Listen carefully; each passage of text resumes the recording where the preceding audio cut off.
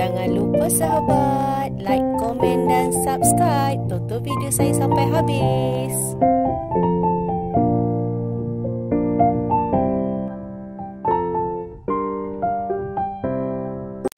Assalamualaikum sahabat semua. Apa khabar? Semoga kita sentiasa sihat, diberkati Allah dan dilimpahkan rezeki seluas-luas lautan. Berjumpa lagi dengan saya, Aisyah Bunga. Hari ini macam biasalah, Sabtu Ahad, saya mengemas kebun, membaja. Lepas tu siapkan order dan packing. Lepas tu saya nak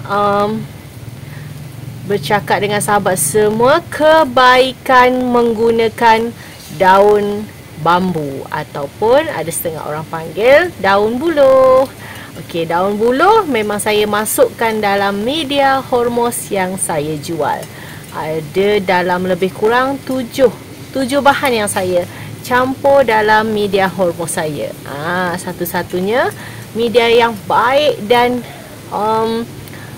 menjaga dari dalam akar adalah daun buluh ataupun daun bambu. Memang saya akan masukkan dalam media hormos saya. Kebaikan daun bambu ni, dia ada sejenis, kalau kita contoh, kita biarkan lama di dalam media tanah kita tu, dia akan mengeluarkan putih-putih. Putih-putih tu dia macam kulat macam itulah. Itu memang banyak khasiat dekat tanaman kita. Okey, banyak khasiat dalam tanaman kita. Memang daun buluh ni memang banyak khasiatnya lah. Kalau sahabat banyak tengok dekat channel-channel dari Indonesia, memang banyak guna daun bambu ataupun daun buluh. Okey, dia punya macam contoh, daun buluh ni dia ada di bahagian macam contoh ranting-ranting tu. Dia macam ni. Ini pun elok juga. Okey, kita just patah-patahkan aja. Lepas tu kita boleh campur dengan media tanah yang kita pakai. Lepas tu daun kering. Okey, daun kering ni contoh saya akan biarkan macam contoh seminggu ataupun 2 minggu macam tu. Tapi kalau kita nak pakai terus pakai pun boleh juga. Okey, banyak khasiatnya untuk daun-daun buluh ni. Daripada terbuang, terbiar, baik digunakan. Kalau macam saya akan masuk kebun kelapa sawit ke cari daun-daun buluh ni. Memang banyak khasiat. Kita jangan hancurkanlah, kita just potong-potong je, masuk dalam media tanah. Lebih banyakkan macam contoh barang ataupun media-media ringan dari kita lebihkan tanah.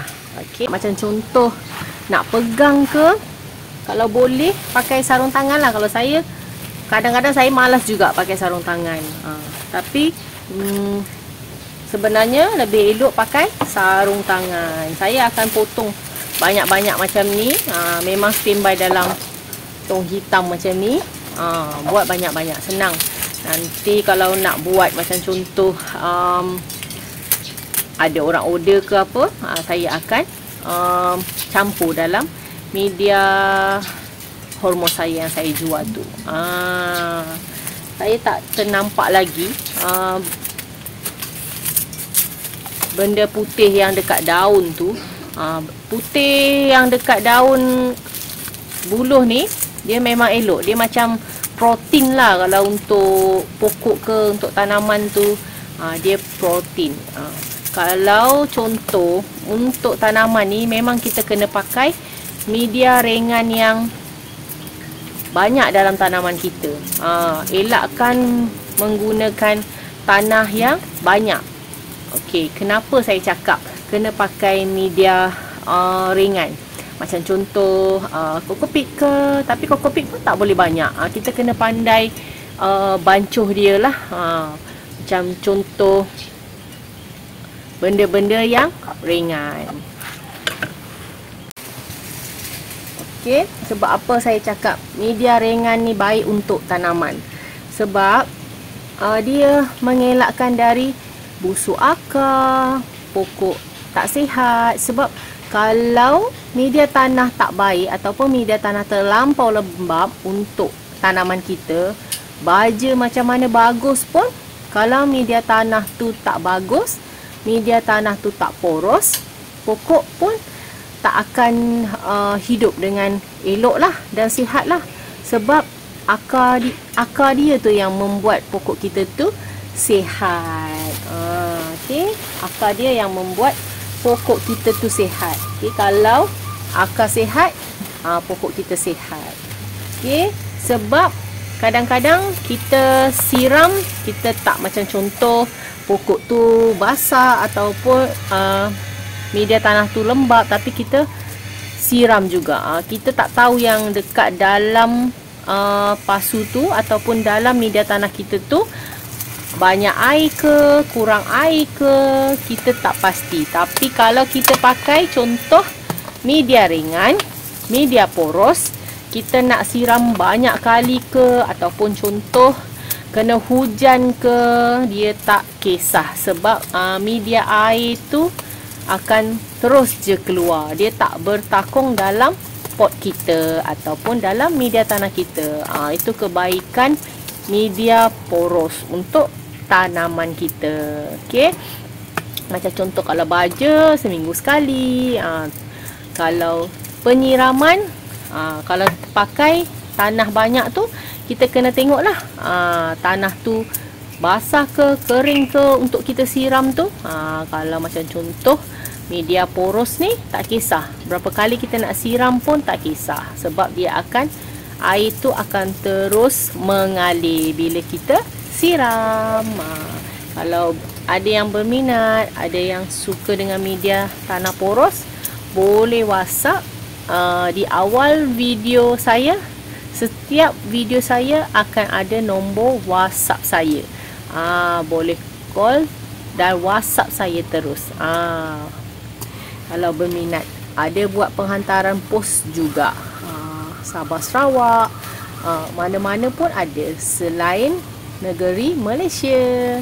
Mana-mana pun boleh. Cuma tak ada dekat Lazada, dekat Shopee tak ada. Sebab saya jual sendiri, saya yang post sendiri. Kalau siapa minat boleh order. Dalam satu pack tu RM5 saja. Satu pack tu RM5 sahaja. Tak termasuk postage lah. Sebab ada juga yang tanya saya, RM5 tu siap postage ke? Tak siap postage. Sebab RM5 kan, postage ikut berapa kg yang kita order.